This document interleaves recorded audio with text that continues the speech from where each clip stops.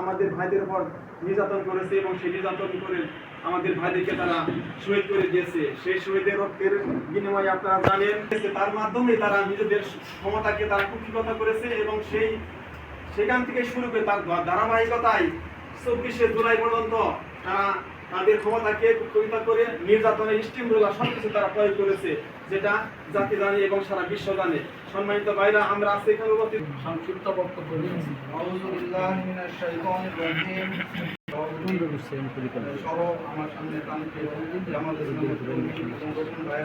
সকলকে জানাই আমার তরফ থেকে আন্তরিক শুভেচ্ছা ও সালাম। আসসালামু আলাইকুম ওয়া রাহমাতুল্লাহ। وهو على كل شيء قدير الذي خلق টাকা উপস্থিত আছেন জনাব মোহাম্মদ আব্দুল বারী স্যার এবং উপস্থিত রয়েছেন জনাব মোহাম্মদ আব্দুল রব স্যার সহ এবং সেক্রেটারি মোশাররফ হোসেন। আমি আসলে 2006 সালে যে ঘটনা ঘটছে, আমি 7 সালে ভোটার হয়েছি। তো ওই ঘটনার সময় আমি ওইভাবে কোনো দলের সাথে আলহামদুলিল্লাহ সবাই এখানে 2 মিনিট সময় দিচ্ছে। এখানে আমি কোনো ভূমিকা না নিয়ে সরাসরি দুইটা কথা বললাম। আসসালামু আলাইকুম। আমরা 28 অক্টোবর যেই একটা অধ্যায় পার করে আসছি, এখানে আমাদের অনেক লোকজন শহীদ হয়েছে। কিলোমিটার তাণ্ডবে এটা আমরা আমাদের কাছে সমগ্র বাংলাদেশে সফরে থাকি, দাওয়াতে থাকি, যেখানে থাকি। যেহেতু 2 মিনিট সময় এখানে যারা উপস্থিত আছেন সবাইকে ধন্যবাদ জানিয়ে আমি আমার বক্তব্য আমাদের দুটো করে তুলতে হবে। যদি আপনারা এটা করতে না পারেন তাই মির্জাপুর ইউনিয়ন কর্তৃক আয়োজিত আছেন 28 শহীদের স্মরণে আজকে আমাদের গাজীপুর সদর জেলা সদর উপজেলা সম্মান ভাইদের আমির অধ্যাপক বারী স্যার এবং বিভিন্ন সমাজ ক্রীড়াগত সবাই উপস্থিতি আমাদের সম্মানিত মেহমানবৃন্দ এবং আমার সামনে বসা আজকে আমাদের সামনে ফ্যাসিস্টের মতো আক্রমণ। আসসালামু আলাইকুম ওয়া রাহমাতুল্লাহ। কেমন আছেন? গ্রহণ করলেন, গ্রহণ করার কিছুদিন পরে রাসূলের সাথে আলাপ করলেন যে আল্লাহ রাসূল, আমরা যে ইসলামটা প্রচার করি, তখন কিন্তু আল্লাহ রাসূল গোপনে ইসলাম প্রচার করতো। তখন ওমর রাদিয়াল্লাহু আনহু বললেন, আমরা ইসলাম প্রচার করি, এটা কি সত্য? তখন আল্লাহ রাসূল বলেছিলেন, হ্যাঁ, এটা অবশ্যই সত্য।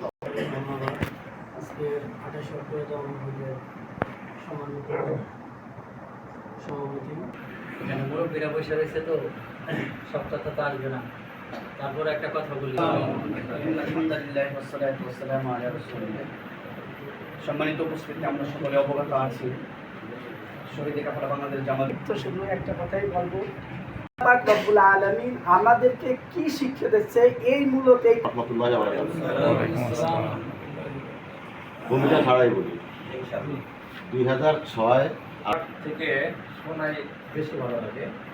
অন্যদের আলোচনা শুনে আমি সম্পর্কিত হই। যাই হোক, এখানে আজকের এই স্মরণ সভার সঞ্চালক সহ সকল দায়িত্বশীল এবং আমাদেরকে আন্তরিক মোবারকবাদ। আসলে এই 28 অক্টোবর তখন আমি নারায়ণগঞ্জে ছিলাম, এখনো আছে আলহামদুলিল্লাহ। তো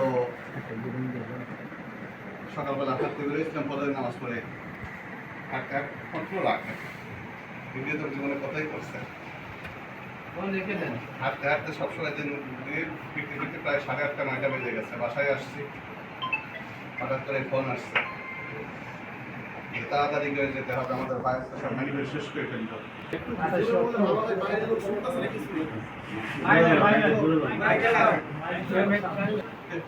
যে মর্মান্তিক ঘটনা ঘটেছিল সবাই জানেন, এটা বলার কিছু নাই। এবং যে এলাকা আছেন ওই এলাকাটা আপনি চাষাবাদ করুন, ওই এলাকার জন্য আপনার নেতৃত্ব চলে।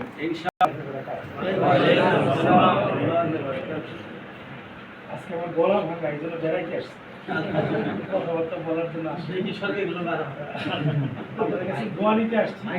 এখানে আসার পরে ভাই ধরে নিয়ে আসলো যে ভাই আমাদের দোয়া হচ্ছে, এই জন্য আসছি। দোয়া করবেন। 28 অক্টোবরে আমার সেখানে মানে পল্টন ময়দানে যেখানে ঘটনা ঘটছে সেখানে থাকার সুযোগ হয়েছে আমি তখন সেখানে